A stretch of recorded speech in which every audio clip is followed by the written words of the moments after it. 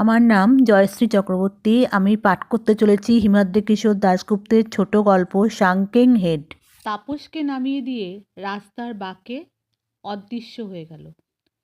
কি প্রচণ্ড ঠান্ডা! চামড়ার জ্যাকেটে আর উলের কানঢাকা টুপি ভেদ করে শীত যেন কামড়ে ধরতে চাইছে তাকে। আর এত ঠান্ডা হবে নাই বা কেন? আজ জানুয়ারির 5। তার উপর আবার জায়গাটা দার্জিলিং। জিপের আলোটা পথের বাঁকে মিলিয়ে যেতেই চারপাশ একবার ভালো করে তাকালো তাপস। কেউ কোথাও নেই। ট্যুরিস্ট সিজন অনেক আগেই শেষ হয়ে গেছে। এই সময় এখানকার হোটেল কনভেন্টগুলো বন্ধ হয়ে যায়। ঠান্ডায় অর্ধেক লোক নিচে চলে যায়। ট্যাক্সি স্ট্যান্ড একদম খা খা করছে। তার লাগোয়া ভুটিয়া জিনিসপত্রের দোকানগুলোর ঝাঁপও বন্ধ। একটা কুকুর পর্যন্ত নেই। তাপসের রিস্টওয়াচে 7টা বাজে।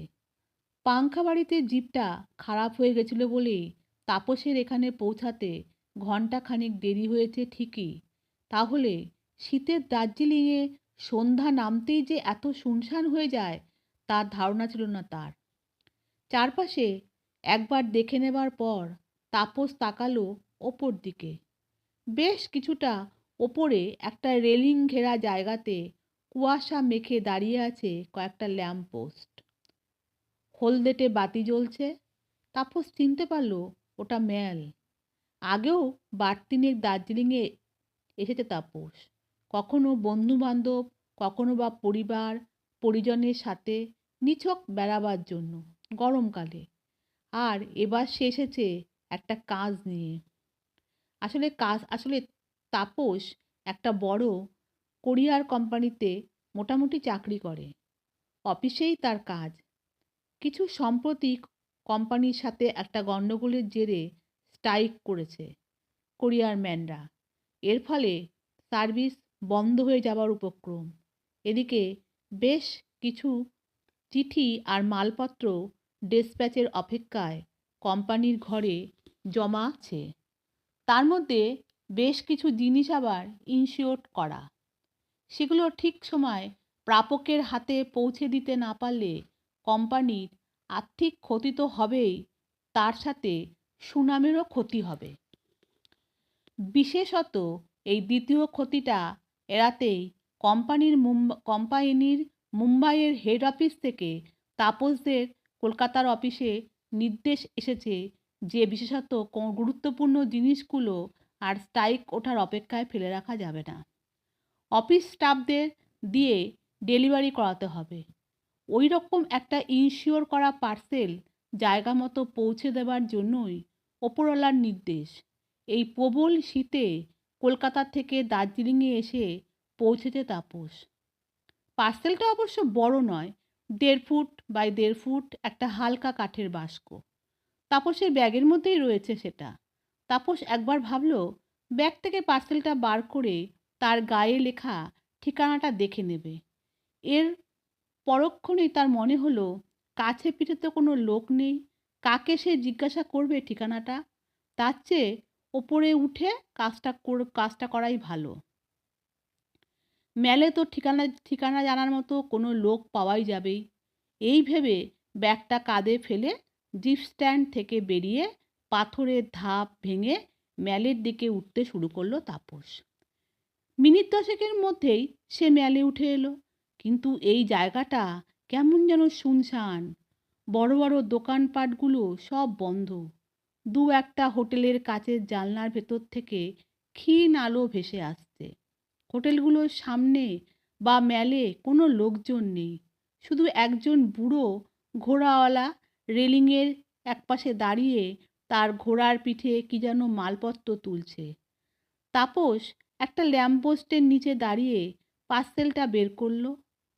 সেটা সে অনেক দূর থেকে এসেছে তা আগেই দেখেছে তাপস। কার্গো শিপের স্টিকার লাগানো আছে। কাঠের ওপর হলদেটা মোটা কাপড় জড়ানো বাস্কটার গায়ে। কলম্বিয়া থেকে অর্ধেক পৃথিবী ঘুরে পার্সেলটা এসেছে এদেশে।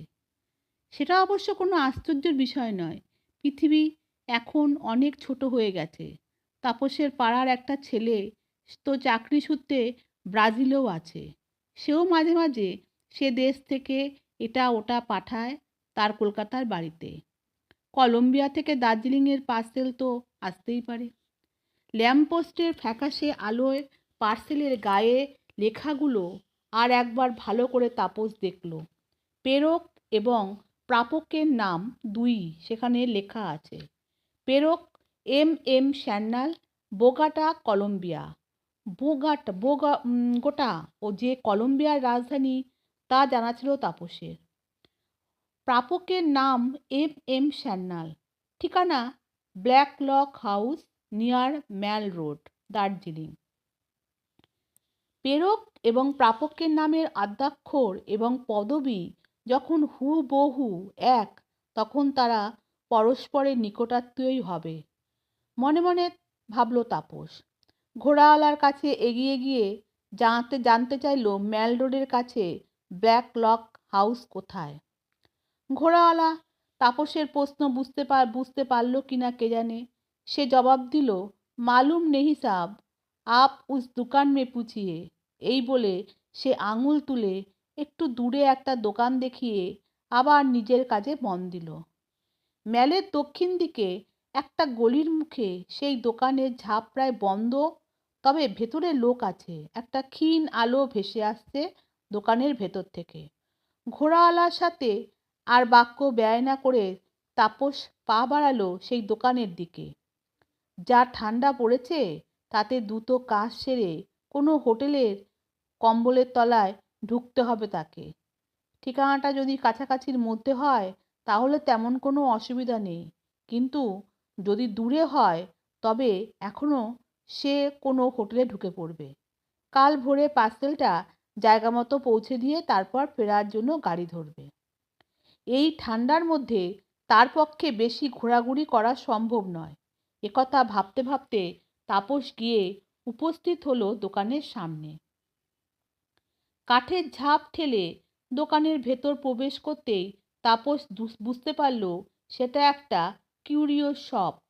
দোকানের ভেতর উজ্জ্বল আলো জ্বলছে কাচের শোকেসে।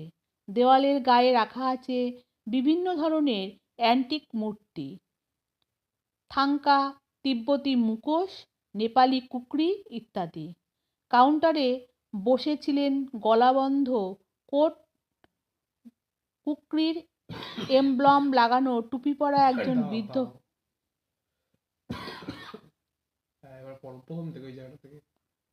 গলাবন্ধ কোট আর কুকরির এমব্লম লাগানো টুপি পরা একজন বৃদ্ধ ভদ্রলোক, চোখে চশমা। তাপস কাউন্টারের সামনে গিয়ে দাঁড়াতে তিনি তার দিকে তাকিয়ে বললেন, ইয়েস। তাপস পার্সেলটা তার দিকে বাড়িয়ে দিয়ে বলল, আমি এই ঠিকানাটা খুঁজছি। ঘষা কাচের ফাঁক দিয়ে ভদ্রলোক পার্সেলের গায়ের লেখাগুলো ভালো করে একবার পড়লেন। তারপর ভুরু কুঁচকে বললেন, এখানে কোনো বাড়ির নাম ব্ল্যাক লক হাউস আছে বলে তো আমার জানা নেই, তবে কাঠের বাড়ি তো এখানে অনেকেই আছে। তাপস একটু হতাশ হলো। তার কথা শুনে ভদ্রলোক এরপর বললেন, এ তো দেখছি 40 বছর আগের পার্সেল।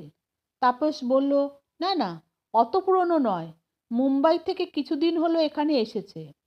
তার কথা শুনে সেই ভদ্রলোক কোনো কথা না বলে পার্সেলের নিচের দিকের একটা অংশ আঙুল দিয়ে দেখিয়ে দিলেন।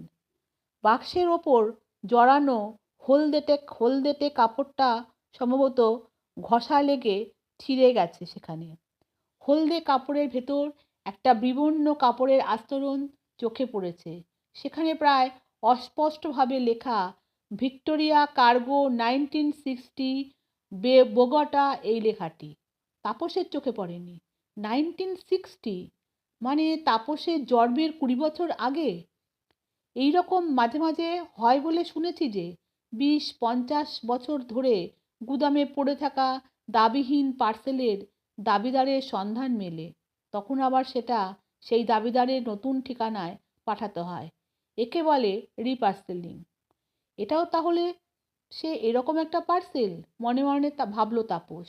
সেই লেখাটা দেখার পর বৃদ্ধকে বলল, দারুণ চোখ তো আপনার। তিনি উত্তর দিলেন, কিউরিওর ব্যবসা করি তো তাই। কিন্তু যে ঠিকানার খোঁজ তাপসের দোকানের ঢোকা বৃদ্ধ তা বলতে পারায় সে পার্সেলটা হাতে তুলে নিয়ে বলল, আপনাকে বিরক্ত করলাম বলে দুঃখিত, আমি যাচ্ছি। এই বলে সে দোকানের বাইরে পা বাড়াতে যেতেই বৃদ্ধ হঠাৎ বললেন, একটু দাঁড়ান। দাঁড়িয়ে পড়ল তাপস। ভদ্রলোক একটু ভেবে নিয়ে বললেন, এখানে একটা অনেক পুরনো কালো রঙের কাঠের বাড়ি আছে, তবে এখন সেখানে কেউ থাকে বলে আমার জানা নেই। বছর 50 আগে আমি যখন নতুন দোকান খুলি তখন এক বাঙালি ভদ্রলোক ওই বাড়িতে থাকতেন। আমার দোকানে একই নামে তিব্বতী মুখোশ কিনতে আসতেন। তারপর দার্জিলিং ছেড়ে কোথায় যেন চলে গেছিলেন তিনি। আপনি ওই বাড়িটাতে একবার গিয়ে দেখতে পারেন।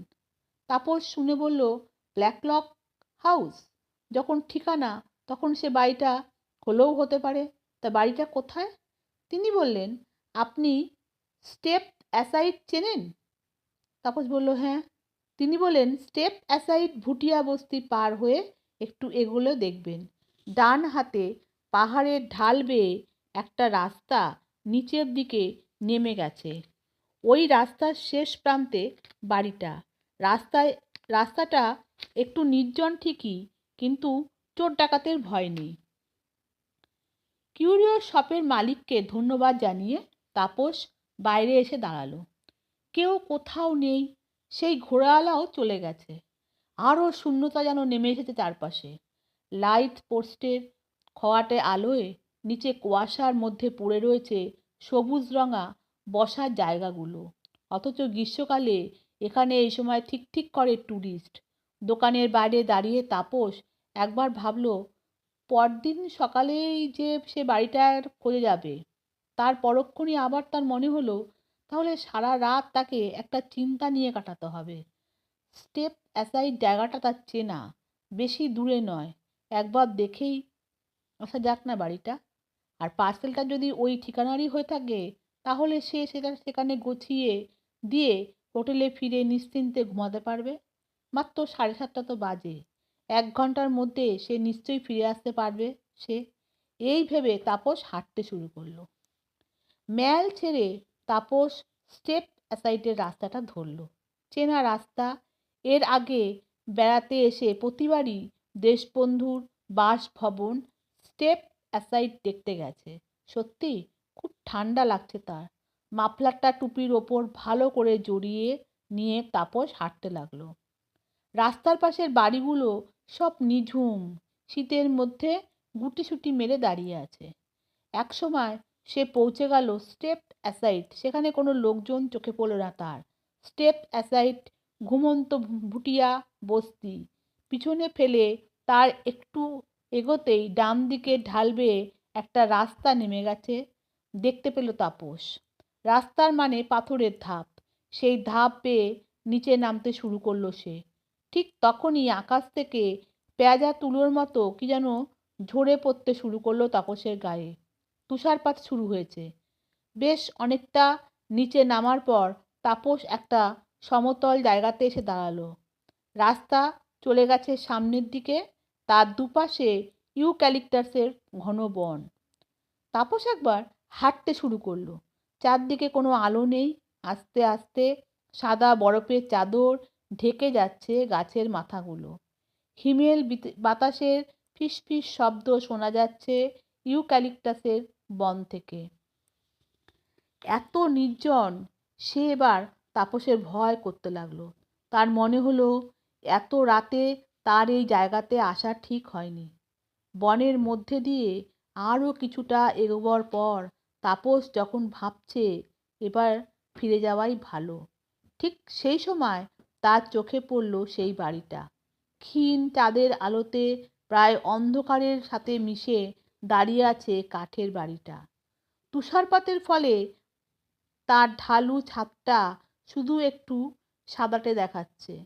বাড়িটা দেখতে পাওয়ার সাথে সাথেই তাপসের মনের মধ্যে ভয়টা উবে গিয়ে একটা উৎসাহের সৃষ্টি হলো। যাক, বাড়িটা শেষ পর্যন্ত পাওয়া গেল।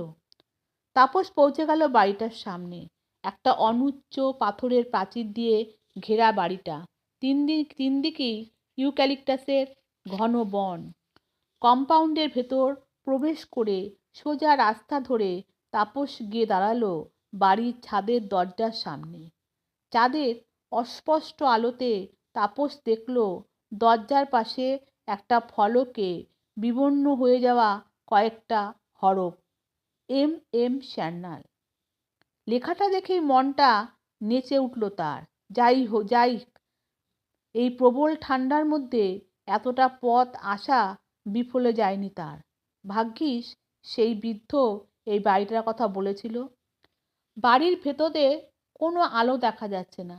জানলার কাছের সার্সিগুলোর পিছনে বিরাজ করছে জমাট বাঁধা অন্ধকার। কোনো শব্দও নেই বাড়ির ভেতর, অথচ সদর দরজা ভেতর থেকেই বন্ধ, অর্থাৎ লোক আছে বাড়িতে। তাপস প্রথমে দুবার হালকা টোকা দিল দরজাতে, না কোনো সাড়া পাওয়া গেল না। এরপর আবার টোকা মারল সে, একটু জোরে, এবারও কোনো সাড়া মিলল না। তৃতীয়বার বেশ জোরে দরজায় ধাক্কা দিয়ে তাপস একটু গলা তুলে বলল, এই যে শুনছেন, বাড়িতে কেউ আছেন? তার গলার শব্দে আর দরজা ধাক্কানোর শব্দে কাছে ইউক্যালিপটাস গাছ থেকে কি একটা পাখি যেন ডানা মেলে গেল বিষণ্ণ চাঁদের দিকে। কয়েক মুহূর্ত একদম নিস্তব্ধ। তারপর তাপস যখন আবার দরজায় ধাক্কা দিতে যাচ্ছে, ঠিক তখনই তার মনে হলো একটা অস্পষ্ট শব্দ যেন ঘষ্টে ঘষ্টে এগিয়ে আসছে বন্ধ দরজার ওপাশে। কান খাড়া করলো তাপস। হ্যাঁ, একটা শব্দ ঠিক দরজার ওদিকে এসে শব্দটা থেমে গেল। আবার কয়েক মুহূর্তের নিস্তব্ধতা। তারপরেই একটা শব্দ, খুলে গেল ভারী কাঠের দরজা। তাপস দেখল দরজার কয়েক হাত তফাতে অন্ধকার ঘরের মধ্যে দাঁড়িয়ে আছে একজন লোক। তাকে স্পষ্ট দেখা যাচ্ছে না, শুধু তার অবয়বটুকুই দেখা যাচ্ছে। তাপস তাকে দেখে বলল, মিস্টার স্যান্যাল আছেন? আমি একটা কোরিয়ার কোম্পানি থেকে এসেছি, তার নামে পার্সেল আছে। তার কথা শুনে কোনো উত্তর দিল না সেই ছায়ামূর্তি। তাপসের মনে হলো সে যেন তার ঘাড়টা একটু নাড়ালো। তাপস এরপর বলল, তাকে একটু ডেকে দেবেন? পার্সেলটা নিতে হলে সইসাবুদের একটা ব্যাপার আছে। লোকটা এবার মুখে কিছু বলল না, শুধু ইশারায় তাপসকে দাঁড়াতে বলে এগিয়ে এসে দরজাটা আবার বন্ধ করে দিল। তাপস দাঁড়িয়ে রইল বাইরে। মনে মনে সে ভাবল, লোকটা কেমন কেমন রে বাবা, কোনো কথা বলল না, তারপর দরজার পাল্লাটা তার মুখের ওপর এভাবে দিয়ে দিল। বাইরে তুষারপাত আরো বাড়ছে, তার সাথে পাল্লা দিয়ে বাড়ছে ঠান্ডা বাতাস। ঠান্ডায় জমে যাচ্ছে তাপস। মিনিট চার দাঁড়িয়ে থাকার পর বাড়ির ভেতর থেকে একটা কণ্ঠস্বর ভেসে এলো, ভিতরে আসুন। দরজার পাল্লা ঠেলে বাড়ির ভেতর পা রাখলো তাপস।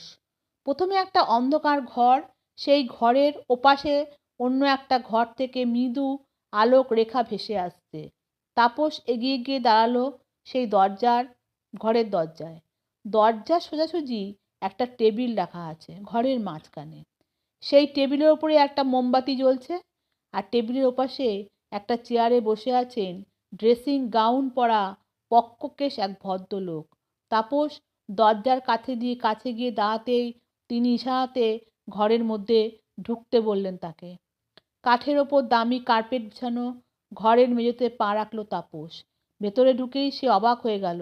ঘরের চারিদিকে দেওয়ালে টাঙানো আছে বিচিত্র সব মুখোশ। ঘরটা ঠিক যেন একটা মিউজিয়াম। ধীর পায়ে তাপস টেবিলের সামনে গিয়ে দাঁড়াতে ভদ্রলোক ঠিক তার মুখামুখি একটা গদি আটা চেয়ারে দেখিয়ে বললেন, বসুন।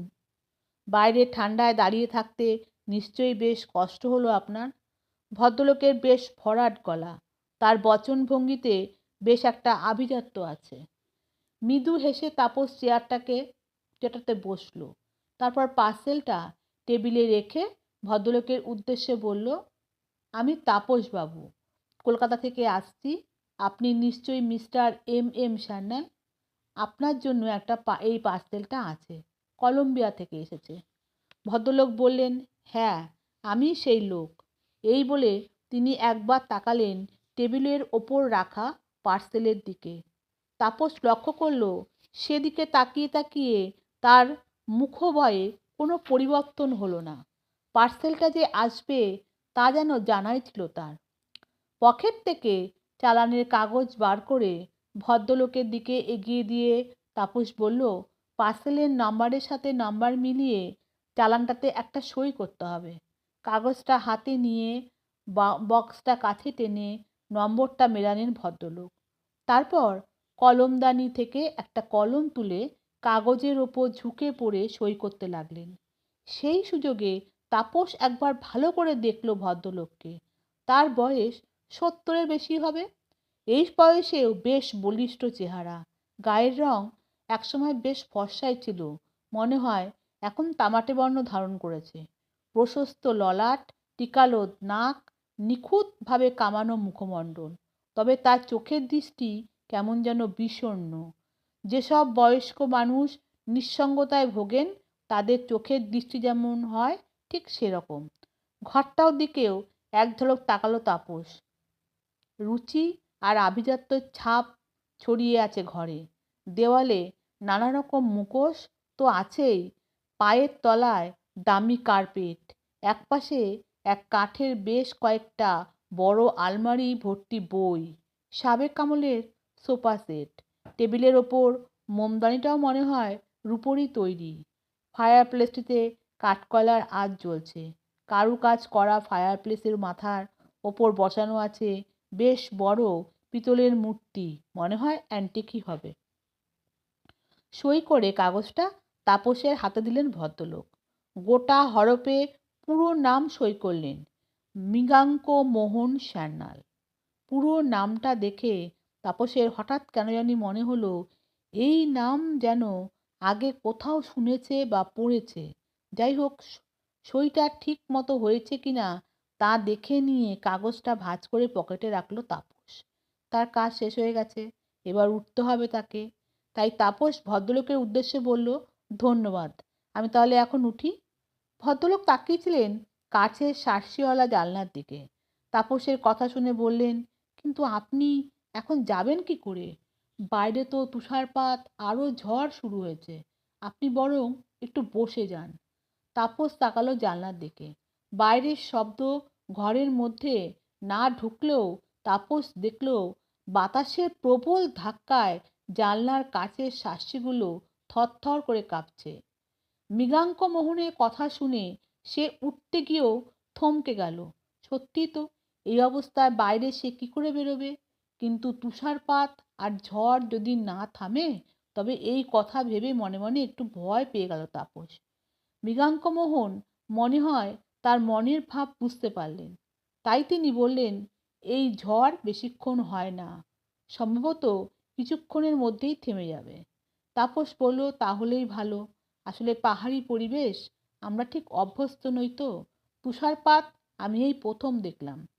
মৃগাঙ্কমোহন মৃদু হাসলেন। তারপর ধীর কণ্ঠে বললেন, জানেন, অনেক অনেক দিন আগে এইরকম এক রাতে জনমানব শূন্য উড়াল পর্বতের ঢালে সারা রাত তুষারপাতের মধ্যে একলা কাটিয়েছিলাম আমি। 3 ফুট তুষারের চাদরের নিচে ঢেকে গেছিল আমার দেহ। বাঁচার কোনো আশাই ছিল না। নেহাত ভাগ্যের জোরে পরদিন দুপুরে স্থানীয় ঘোড়াওয়ালারা আমাকে বরফের নিচ থেকে উদ্ধার করে। আপনি কি মাউন্টেনিয়ার ছিলেন? তাপস প্রশ্ন করল। ভদ্রলোক বলল, না, অনেক পাহাড় আমি ঘুরে বেরিয়েছি ঠিকই, কিন্তু মাউন্টেনিয়ার বলতে যা বোঝায় তা আমি ছিলাম না। একটু চুপ করে থাকার পর মৃগাঙ্কমোহন বললেন, আসলে আমি ছিলাম একজন ভূপর্যটক, অর্থাৎ ইংরাজিতে যাকে বলে গ্লোব ট্রটার। মৃগাঙ্কমোহনের কথা এবার হঠাৎই যেন তাপসের স্মৃতির তন্ত্রীতে ঘা দিল। কেন? মৃগাঙ্কমোহন নামটা তার চেনা মনে হচ্ছিল, তা বুঝতে পারল সে। কয়েক মুহূর্তের আশা নিরাশায় দোলাচালে থাকার পর তাপস তাকে প্রশ্ন করল, আচ্ছা, আপনি কি পর্যটকের ডায়েরি বলে একটা বই লিখেছিলেন? একটি বিষণ্ণ হাসি ফুটে উঠল মৃগাঙ্কমোহনের ঠোঁটের কোণে। তিনি বললেন, হ্যাঁ, ওটা আমারই লেখা। চেয়ার ছেড়ে প্রায় লাফিয়ে উঠতে যাচ্ছিল তাপস, কিন্তু নিজেকে সামলে নিয়ে সে বলল, ওটা তো একটা বিখ্যাত বই। আমি ছোটবেলার থেকে আজ আজ পর্যন্ত অনেকবার পড়েছি আপনার এই ভ্রমণ কাহিনী। আমি ভাবতেই পারছি না আপনার মতো বিখ্যাত লোকের সামনে আমি বসে আছি। মৃগাঙ্কমোহনের চোখ দুটো এবার যেন একটু উজ্জ্বল হয়ে উঠল। তিনি বললেন, আপনি পড়েছেন বইটা? আমি কিন্তু নিজে বই আকারে লেখাটা চোখে দেখিনি। ভুলেই গেছিলাম ওই লেখার কথা। এত বছর পর আবার আপনার মুখে সেই বইয়ের কথা শুনলাম। তাপস একটু অবাক হয়ে বলল, আপনার লেখা বই আপনি দেখেননি কেন? তিনি জবাব দিলেন, আমি বিদেশ থেকে ডাকে পাঠিয়েছিলাম লেখাগুলো। প্রকাশক ছেপেছিলেন। আমি বইটা হাতে পাইনি। আমার কোনো স্থায়ী ঠিকানা ছিল না যেখানে তিনি বইটা পাঠাতে পারেন। তা বইটা আপনার ভালো লেগেছিল? তাই বলে তাপসের দিকে তাকিয়ে রইলেন তিনি। তাপস বলে উঠল, শুধু আমার কেন, যারা বইটা পড়েছেন প্রত্যেকেরই অসাধারণ ভালো লেগেছে আপনার লেখা। কি সুন্দর আপনার লেখক শৈলী, কি দারুণ সুন্দর। সবাই তো বলেন ভ্রমণ সাহিত্যের ক্ষেত্রে আপনার বই একটা ল্যান্ডমার্ক। এরপর একটু বিমর্ষ হয়ে এসে বলল, তবে আমি কিন্তু আপনার বইয়ের প্রথম খণ্ডটা পড়েছি। মানে ওই আমেরিকা ভ্রমণ পর্যন্ত, অন্য খণ্ডগুলো আর পড়া হয়নি। তাপসের কথা শুনে মৃগাঙ্কমোহন চুপচাপ তাকিয়ে রইলেন তার দিকে। কিছুক্ষণ নিস্তব্ধভাবে কেটে গেল। তাপস একবার তাকালো জানলার দিকে। একটা ঠক ঠক শব্দ হচ্ছে। ঝড়ের সাথে সাথে বরফের কুচিও এসে আঘাত করছে জানলার কাছে। এরপর তাপস আবার তাকে প্রশ্ন করলো, আপনার লেখাটা কিন্তু আমার মনে আছে। আচ্ছা, আপনার লেখার মধ্যে যে আরবে মরুঝড়ের মুখোমুখি হওয়া বা নীল নদে কুমিরের সাথে লড়াই করা ইত্যাদি রোমহর্ষক কাহিনীর বর্ণনা আছে, সেসব কি সত্যি, নাকি লেখার প্রয়োজনেই ওসব লিখেছিলেন আপনি? পার্সেলটা কাছে টেনে নিলেন মৃগাঙ্কমোহন। টেবিলের ওপর রাখা একটা পেন্সিল, কাঠের ছুরি তুলে নিয়ে ধীরে ধীরে পার্সেলের কাপড়টা কাটতে কাটতে তিনি বললেন, যা পড়েছেন সব সত্যি। লেখার প্রয়োজনে কোনো কিছু বানিয়ে লিখিনি আমি। যা পড়েছেন তার চেয়েও অনেক বেশি রোমহর্ষক ঘটনা এরপর আমার জীবনে ঘটেছিল।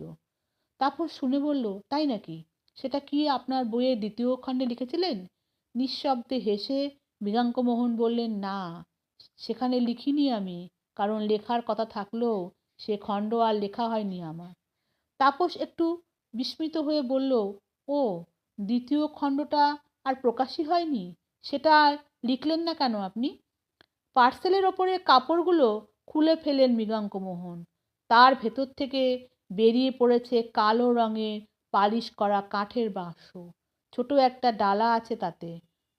বাক্সটা তো অনেক পুরনো, তো দেখেই বোঝা যাচ্ছে। কাপড়গুলো খুলে ফেলার পর মৃগাঙ্কমোহন পরম মমতায় তার গায়ে একবার হাত বুলিয়ে বললেন, জানেন, এই বাক্সটা অনেক অনেক দূর থেকে এসেছে, তবে আসতে অনেক দেরি হলো। কত বছর ধরে এর জন্য প্রতীক্ষা করে আছি আমি। হ্যাঁ জানি, কলম্বিয়ার রাজধানী বোগোটা থেকে। বাক্সটার দিকে স্থির দৃষ্টি রেখে ভদ্রলোক অস্পষ্ট স্বরে বললেন, হ্যাঁ, বোগোটা। সেখানেই তো ঘটেছিল আমার ভ্রমণের পথে সবচেয়ে রোমহর্ষক রোমাঞ্চকর ঘটনাটি। তা কোথাও লেখা হয়নি আমার। এই বলে চুপ করে গেলেন তিনি। বাইরে ঝড়ের বিরাম নেই।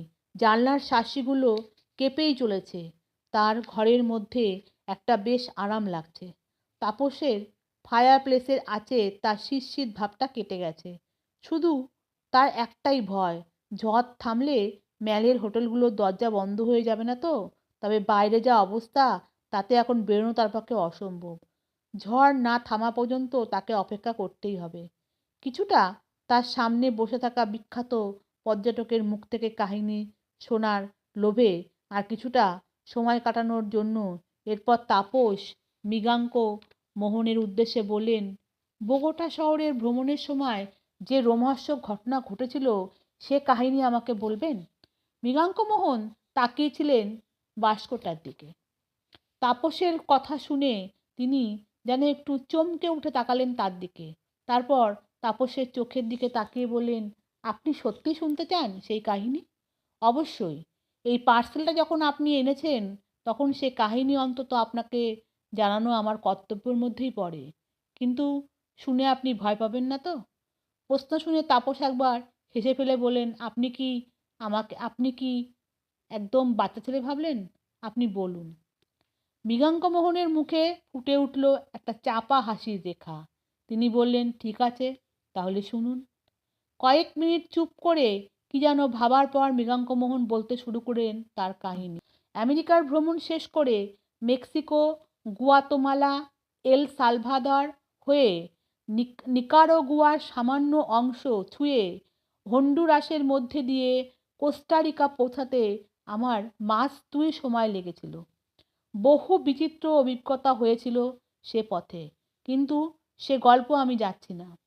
কোস্টারিকাতে একটা হপ্তা কাটিয়ে একটা আদ্যিকালের পালতোলা মালবাহী জাহাজের কোলে চেপে সামান্য পানামা যোজক পার করে কলম্বিয়া মাটিতে পা রেখেছিলাম আমি। প্রথমে আমি গিয়ে উপস্থিত হলাম মেডেলিন শহরে। তারপর আরও এগিয়ে ম্যাগদালেন নদী অতিক্রম করতেই আমার পথ আটকে দাঁড়ালো আন্দিজের গিরিশিরা। জনমানবহীন আন্দ্রিজের কন্দরে আমি একমাত্র মানুষ। একটা শকুন পর্যন্ত চোখে পড়েনি সে পথে। কিভাবে যে আমি আন্দ্রিজের সেই দুর্লভ প্রাচীর অতিক্রম করেছিলাম তা আমি একমাত্র জানি।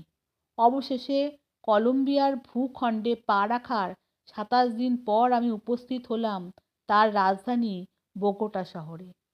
একটু দম নিয়ে ধীরে ধীরে আবার বলতে শুরু করলেন, আজকের বোগোটা শহরে অনেক উন্নত হলেও সেই সময় বোগোটা ছিল পাহাড়ের ওপর অবস্থিত একটা ছোট্ট শহর। সোনা আর পান্না ব্যবসায়ী কিছু ইউরোপিয়ান বাস করত শহরের কেন্দ্রস্থলে। আপনি হয়তো জানেন যে পৃথিবীর অর্ধেক পান্না কলম্বিয়ায় পাওয়া যায়, আর সেখানে বাস করত মাথায় ঈগলের পালকের সাজ আর বিচিত্র পোশাক পরা রেড ইন্ডিয়ানরা। সংখ্যায় তারা প্রচুর। শহরের উপকণ্ঠে তারা চাষাবাদ করত, কেউ কেউ আবার কাজ করত ইউরোপিয়ানদের বাড়িতে। যাই হোক, বোগোটা পৌঁছে আমি মনস্থির করলাম একটা মাস সেখানে কাটাবো আমি। আন্দিজ পার হতে যে ধকল গেছে তা কাটিয়ে ওঠার জন্য একটু বিশ্রাম প্রয়োজন। তারপর রওনা হব ব্রাজিলের আমাজন আহ্বায়িকার দিকে। আমার সিদ্ধান্ত মতে বোগোটাতে থাকার জন্য এক ইউরোপিয়ানদের ফাঁকা বাড়ি ভাড়া নিলাম আমি। একজন যুবক রেড ইন্ডিয়ান চাকরও জুটে গেল। পাচামাকি বেশ শান্ত প্রকৃতির ছেলে। ইউরোপিয়ানদের সংস্পর্শে খ্রিস্ট ধর্ম নিয়েছে, তবে স্বজাতির সাথে যোগাযোগ রেখে চলে। আমরা দুজনে থাকতে শুরু করলাম সেই ছোট্ট বাড়িটাতে। কোনো কাজ নেই, খাই আর ঘুরে বেড়াই এখানে সেখানে। তখন বসন্তকাল, মনোরম পরিবেশ চারপাশে, পাহাড়ের ঢালে ফুলের সমারোহ। বসন্তকাল আবার সেখানে রেড ইন্ডিয়ানদের বিবাহের ঋতু। গভীর রাতে শহরের লাগোয়া পাহাড়ের মাথায় ওপর অবস্থিত ছোট ছোট গ্রামগুলো থেকে ভেসে আসতো তাদের বিবাহ উৎসবের ঢাকের শব্দ। আবার একটু থামলেই মৃগাঙ্কমোহন। এই ফাঁকে একবার জানলার শ্বাসের দিকে তাকিয়ে নিল তাপস। না, ঝড়ের কোনো বিরাম নেই, বরং তা যেন বেড়েই চলেছে। মুহূর্তখানিক চুপ করে থাকার পর মৃগাঙ্কমোহন আবার বলতে আরম্ভ করলেন, ভ্রমণের পাশাপাশি আমার অন্য একটা নেশাও ছিল। সে নেশা হলো মুখোশ সংগ্রহের। এই যে দেওয়াল জুড়ে নানা ধরনের মুখোশ দেখছেন, তা পৃথিবীর বিভিন্ন দেশ থেকে সংগ্রহ করেছিলাম আমি। ডান দিকের বুক কেসের পাশে যে শিংওয়ালা মুখোশটা আছে ওটা সাইবেরিয়ার। ওই শিং আর চামড়া বলগা হরিণের। আর এই যে ডান দিকের দেওয়ালে লম্বাটা দেখতে কাঠের মুখোশটা, ওটা হন্ডুরাসের এক উপজাতিদের।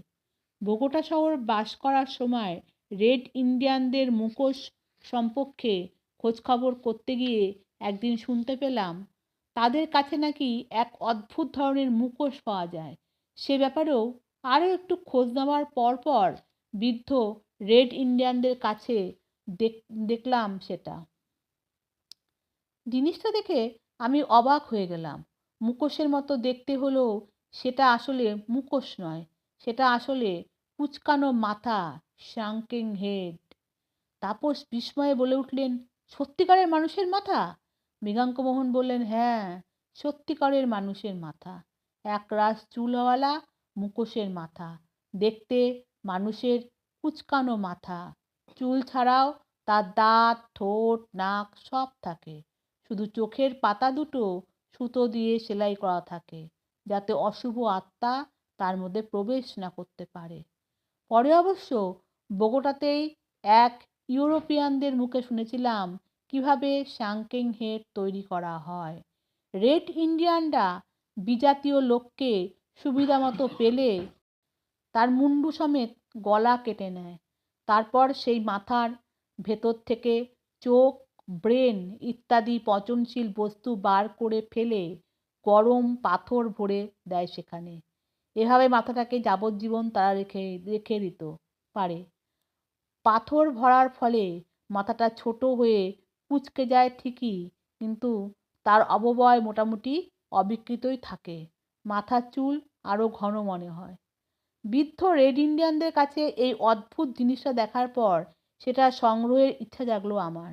কিন্তু সেই রেড ইন্ডিয়ান ভয়ে কিছুতেই সেটা আমাকে বিক্রি করতে রাজি হলো না। কারণ সরকারি আইন, কোনো রেড ইন্ডিয়ানদের কাছে শাঙ্কন হেড পাওয়া গেলে তাকে ফাঁসিতে লটকানো হবে। যদিও ইউরোপিয়ানদের বা বিদেশিদের ক্ষেত্রে এই নিয়ম প্রযোজ্য নয়, তবুও তার ভয় হলো যদি আমি তার কথা কোথাও বলে ফেলি। কিন্তু শাঙ্কিং হেডটা দেখার পর থেকেই এরকম একটা মাথা জোগাড় করার ইচ্ছা আমাকে ভীষণভাবে পেয়ে বসলো। পাচামাকির মুখে শুনলাম তার বাপ ঠাকুরদার আমলেও নাকি রেড ইন্ডিয়ান যুবকরা শাঙ্কিং হেড যৌতুক দিত কন্যাকে। তার বাবাও দিয়েছিলেন তার মাকে। বসন্তকালে বিবাহ ঋতুতে গ্রাম ছেড়ে বেরিয়ে পড়তো রেড ইন্ডিয়ান যুবকরা। তারা লুকিয়ে থাকতো পাহাড়ের নির্জন পথে। সে পথে একা কোনো ইউরোপিয়ানকে পেলে ধারালো কুঠারের এক কোপে তার মুন্ডু কেটে নিত। বহু ইউরোপিয়ানদের বা ভিনদেশি মানুষের প্রাণ গেছে তাদের হাতে। অবশ্য সরকারি আইনের ফলে সে প্রথা লোপ পেয়েছে, নিজেরা অনেকটা সভ্য হয়েছে তারা। তবে প্রজা বজায় রাখতে এখন কাগজের তৈরি প্রতীকী মাথা যৌতুক দেয় রেড ইন্ডিয়ানরা। যাই হোক, একটা শাঙ্কিং হেড জোগাড় করার ইচ্ছাটা ক্রমশ বেড়েই চলল আমার। অনেক চেষ্টা করা সত্ত্বেও আমি সংগ্রহ করতে ব্যর্থ হই। শেষে পর্যন্ত আমি পাচামাকিকে বললাম, সে যদি আমাকে সেটা সংগ্রহ করে দেয় তাহলে আমি তাকে মোটা রকম বকশিস দেব। একটা দোনোমনা করে শেষ পর্যন্ত সে রাজি হয়ে গেল। কিন্তু সে বলল তার জন্য দিন দু একের ছুটি নিয়ে তাকে গ্রামে যেতে হবে। আমি সানন্দে তাকে ছুটি দিয়ে দিলাম, কিছু আগাম অর্থও দিলাম। সে চলে গেল গ্রামে। আমি তার প্রতীক্ষায় বসেই রইলাম। কিন্তু 2-3 দিন কেটে যাবার পর সে ফিরল না। তারপর একটা একটা করে দিন কাটতে লাগলো। এদিকে আমার বোগোটা ত্যাগ করার সময়ও এসেছে। তার ফেরার আশা ত্যাগ করলাম আমি। 1 মাস বোগোটাতে থাকার পর যেদিন আমার সেই শহর ত্যাগ করার কথা, ঠিক তার আগের দিন দুপুরে হঠাৎ ফিরে এলো পাচামাচি। কিন্তু তার পরনে ইউরোপিয়ান বেশের পরিবর্তে রেড ইন্ডিয়ানদের সেই বিচিত্র পোশাক, মাথায় পালকের সাজ, কোমরে ঝুলছে কুঠার। সে আমাকে জানালো খ্রিস্ট ধর্ম ত্যাগ করে বাপ ঠাকুরদা সনাতন ধর্মে আবার ফিরে গেছে সে। গ্রামে একটা মেয়ে দেখেছে সে, তাকে বিয়ে করে গ্রামেই থাকবে। তবে এখন সে এসেছে আমাকে দেওয়া তার প্রতিশ্রুতি রাখতে। একটা শাঙ্কিং হেডের সন্ধান পেয়েছে সে, সেটা নিতে হলে আমাকে তার সাথে সেদিনই রেড ইন্ডিয়ানদের গ্রামে যেতে হবে। তন্ময় হয়ে মৃগাঙ্কমোহনের গল্প শুনতে লাগলো তাপস। তিনি তারপর বলেই চলেন শাঙ্কেন হেডের ব্যাপারে। আমার এত আগ্রহ ছিল যে আমি আর তার প্রস্তাবে রাজি হয়ে গেলাম। সেখানে আমাকে নিয়ে যাবে বলল। সেই গ্রাম আমার বাসস্থান থেকে মাত্র মাইল 4 দূরে একটা পাহাড়ের মাথায় অবস্থিত। ঠিক করলাম বিকেলে সেখানে গিয়ে রাতে ফিরে আসব। তারপর পরদিন রওনা হব অ্যামাজন উপত্যকার উদ্দেশ্যে। পরপর নতুন পথে যাত্রা শুরু করার জন্য কিছু গোছগাছের প্রয়োজন ছিল আমার। সারাটা দুপুর ধরে সে কাজে আমাকে সাহায্য করলো পাচামাকি। সে আমার জিনিসগুলো পত্র গুছিয়ে দিল, মালপত্র বাঁধা ছাঁধা করলো, জুতো পালিশ করলো। সব কাজ শেষ হওয়ার পর বিকেলবেলা আমি তার সাথে যাত্রা করলাম তার গ্রামের দিকে। বসন্তের সুন্দর বিকেল, পাহাড়ের ঢালে নাম না জানা নানা ফুল ফুটেছে, বাতাসে ভাসছে আমাদের মন পাগল করা সৌরভ। যাত্রাপথে হয়তো কখনো চোখে পড়েছে রেড ইন্ডিয়ানদের কুটির, ছোট ছোট শিশুরা খেলছে সেখানে। কোনো সময় দেখা যাচ্ছে কোনো রেড ইন্ডিয়ান শিকারির সাথে বল্লমের মাথায় গাঁথা ছাই রঙের জংলি খরগোশ। এইসব দেখতে দেখতে চলতে লাগলাম আমি। তবে পাচামাকি গ্রামটা যে দূরত্বে বলেছিল তার চেয়েও বেশ কিছুটা দূর বলে মনে হলো আমার। যখন গ্রামে পৌঁছালাম তখন সন্ধে। গ্রামে মানে গোটা 15-20 ঘর। জনত্রিশের নানা বয়সী রেড ইন্ডিয়ান নারী পুরুষ বাস করেন সেখানে। পাচামাকির সাথে আমি সেখানে উপস্থিত হতেই কুঁড়েঘর ছেড়ে বেরিয়ে আমাদের চারপাশে গোল হয়ে ঘিরে দাঁড়ালো তারা। সেই দলের মধ্যে যেমন মাথায় ঈগলের পালকে সাজওয়ালা মুখমণ্ডলে অসংখ্য বলিরেখা আঁকা দীর্ঘদেহী বৃদ্ধ, তেমনি আছে পাচামাকির মতো যুবক বা মাথায় দুটো মাত্র পালক গোজা লম্বা বেনিওয়ালা রেড ইন্ডিয়ান যুবতীরা। এমনকি কাঠের চুষি কাঠি হাতে কয়েকটা বাচ্চাও সেই জঙ্গলে চোখে পড়ল আমার। তারা আমাকে দেখে নিজেদের মধ্যে তাদের ভাষায় কি যেন বলাবলি করতে লাগলো। তার বিন্দু বিসর্গও বুঝতে পারলাম না আমি। সেই ভিড় ঠেলে পাচামাকি আমাকে নিয়ে ঢুকলো একটা কুঁড়ে ঘরের মধ্যে। আমাকে সেই ঘরের মধ্যে অপেক্ষা করতে বলে বাইরে বেরিয়ে চলে গেল। আমি বসেই রইলাম সেখানে। বাইরে অন্ধকার নেমে এলো। 1 ঘন্টা পর সে ফিরে এসে বলল, চলুন এবার বাইরে যাব, একটা অনুষ্ঠান হবে, সেটা শেষ হলে মাথাটা সেখানেই আছে, সেখানেই আপনাকে নিয়ে যাব। বাইরে বেরিয়ে দেখি আকাশে ধীরে ধীরে চাঁদ উঠছে। গোল হয়ে দাঁড়িয়ে থাকা ত্রিভুজ আকৃতির কুঁড়ে ঘরগুলোর ঠিক মাঝখানে গোটা আকাশের নিচে জ্বালানো হয়েছে একটা অগ্নিকুণ্ড। তার সামনে দাঁড়িয়ে আছে মুখে বিচিত্র উল্কি আঁকা রেড ইন্ডিয়ান পুরুষরা। তাদের প্রত্যেকের কোমরেই রয়েছে ছোট আকৃতির ধারালো কুঠার। আর তার কিছু দূরে মাটিতে ভিড় করে বসে আছে মহিলারা। 2 জন ঢাকবাদকও সেজে গুজে দাঁড়িয়ে আছে সেখানে। বাইরে বেরিয়ে আমরা গিয়ে বসলাম অগ্নিকুণ্ডর থেকে একটু দূরে একটু পাথরের ওপর। আমরা সেখানে গিয়ে বসার পর একজন দীর্ঘদেহী সর্দার মতো রেড ইন্ডিয়ান দুর্বোধ্য ভাষায় কি যেন নির্দেশ দিল। তখন আগুনের কাছে দাঁড়িয়ে থাকা ইন্ডিয়ানরা নিজেদের কোমর থেকে কুঠার খুলে নিয়ে অগ্নিকুণ্ডে ঘিরে ষাঁড় বেঁধে দাঁড়ালো। বেজে উঠল ঢাক, ঢাকের তাল আর সঙ্গীতের ছন্দে নৃত্য শুরু করলো তারা। কখনো আকাশের দিকে মাথা তুলে কুঠার উঁচিয়ে, কখনো মাটির দিকে ঝুঁকে অগ্নিকুণ্ডকে বৃত্তাকারে পাক খেতে লাগলো সকলে। প্রথমে ধীর গতিতে, তারপর দ্রুত লয়ে। চাঁদের আলোতে বসে আমি প্রত্যক্ষ করতে লাগলাম রেড ইন্ডিয়ানদের সেই অদ্ভুত নৃত্য। তাদের বিচিত্র সঙ্গীত আর বাদ্যযন্ত্রের শব্দে প্রতিধ্বনিত হতে লাগলো পাহাড়ের গায়ে। নাচ দেখতে দেখতে আমি পাচামাকিকে জিজ্ঞাসা করলাম, এই নাচ কিসের জন্য? পাচামাকি আমার কথা শুনে সলজ্জে বলল, সামনের চন্দ্রমাসের 5 তারিখে আমার বিয়ে। পাক বিবাহ উৎসব পালন করা হচ্ছে এই নাচের মাধ্যমে। মেয়েদের দঙ্গলে বসে থাকা তার নববধূকে সে আঙুল দিয়ে আমাকে দেখিয়ে দিল। এর কিছুক্ষণ পর যারা নাচছিল তাদের মধ্যে একজন বেরিয়ে এসে আমার পাশে বসে থাকা পাচামাকিকে তাদের মধ্যে টেনে নিয়ে গেল। কোমর থেকে কুঠা তুলে নিয়ে সেও তাদের সাথে নৃত্য শুরু করলো। একলা বসে রইলাম আমি। সময় এগোতেই লাগলো। নেচে চলল পাঁচামাকিও। একসময় ঘড়ির দিকে তাকিয়ে দেখি অনেক রাত হয়ে গেছে। জিনিসটা নিয়ে আমাকে ফেরার পথ ধরতেই হবে। আর দেরি হলে ফেরা যাবে না। ব্যাপারটা ভেবে নিত্যরত পাতামাকে দৃষ্টি আকর্ষণ করার জন্য উঠে দাঁড়ালাম আমি। তখন নাচের শব্দ একদম চরম পর্যায়ে পৌঁছেছে। রেড ইন্ডিয়ানদের ছন্দবদ্ধ সমবেত পদাঘাতে কেঁপে উঠছে মাটি। তাদের চিৎকার আর ঢাকের শব্দে 5 গুণ বৃদ্ধি পেয়েছে।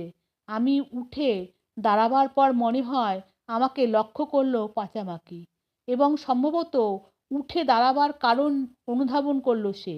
তাই কিছুক্ষণের মধ্যে দল ছেড়ে বেরিয়ে এসে আমাকে সে বলল, এবার চলুন, আপনাকে জিনিসটা এবার দিয়ে দিই। আমি বললাম, হ্যাঁ চলো, অনেক দেরি হয়ে গেছে। এখন কোথায় যেতে হবে? কিছু দূর পাহাড়ের খাদের ধারে একদম একলা দাঁড়িয়ে আছে একটা কুঁড়ে ঘরে। সেটা দেখে পাতামাকি বলল, ওই যে আমার নতুন ঘর, বিয়ের পর ওখানেই থাকবো আমি। ওই ঘরেই রাখা আছে মুন্ডুটা, আসুন আমার সাথে। পাতামাকির পিছন পিছন আমি গিয়ে দাঁড়ালাম সেই কুঁড়ে ঘরের সামনে। ইঙ্গিতে আমাকে তার ভেতরে প্রবেশ করতে বলল সে। প্রথম ঘরের ভেতর পা রাখলাম আমি, আমার পিছন পিছন পাতামাকি। ঠিক সেই মুহূর্তেই বাইরে থেমে গেল রেড ইন্ডিয়ানদের চিৎকার আর ঢাকের শব্দ। ছোট্ট ঘরটাতে কোনো আলো জ্বলছে না, শুধু খোলা দরজা দিয়ে কিছুটা চাঁদের আলো এসে পড়ছে ঘরের ভেতর। ঘরে ঢুকে আমি পিছন ফিরে পাতামাকিকে বললাম, কোথায় জিনিসটা?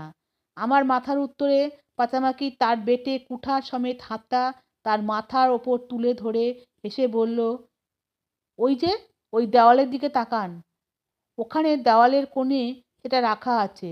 মুখ ঘুরিয়ে ঘাড়টা একটু ঝুঁকিয়ে তাকালাম সামনের আধো অন্ধকার দেওয়ালের দিকে। এই পর্যন্ত বলে হঠাৎ চুপ করে গেলেন মৃগাঙ্কমোহন। তাপস তন্ময় হয়ে তার কাহিনী শুনছিল। মৃগাঙ্কমোহন থেমে যেতেই তাপসের মুখ থেকে বেরিয়ে এলো, তারপর? কয়েক মুহূর্ত তাপস চোখের দিকে তাকিয়ে থেকে তিনি জবাব দিলেন, তারপর এই যে। তাপস গল্প শুনতে শুনতে খেয়াল করেনি কখন যেন তিনি বাইরে বার করে ফেলেছেন বাঁশকে ভেতরে রাখা জিনিসটা। মৃগাঙ্কমোহনের কথা শুনে তাপস তাকালো টেবিলের ওপর তার হাতে ধরা জিনিসটার দিকে। সেটা দেখতে অবিকল যেন একটা মুখোশের মতো, ঘন কালো চুলওয়ালা কুঁকড়ে যাওয়া একটা মানুষের মুখ, নাক, ঠোঁট সব ঠিকই আছে, শুধু তার চোখের পাতা দুটো সুতো দিয়ে সেলাই করা।